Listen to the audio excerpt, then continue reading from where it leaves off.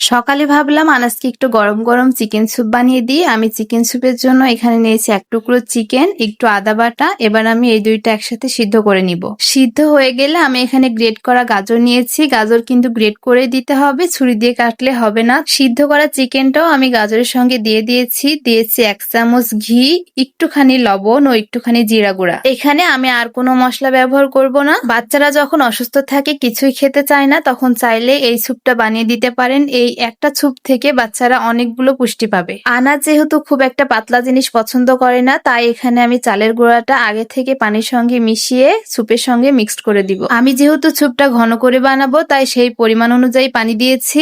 এরপর আমি 2-1 ফোঁটা লেবুর রস স্যুপের সঙ্গে মিক্সড করে নিব। এটা আমার বাচ্চা খেতে পছন্দ করে। বাচ্চাদের যখন ঠান্ডা কাশি জ্বর হয়, তখন কিন্তু শরীরের ডিহাইড্রেশন তৈরি হয়ে যায়। তখন যদি এই স্যুপটা বানিয়ে দেন, তাহলে বাচ্চার পানির ঘাটতিও পূরণ হয়ে যাবে। এই ছিল আজকের চিকেন স্যুপ। রেসিপিটাও ওর অনেক পছন্দ হয়েছে।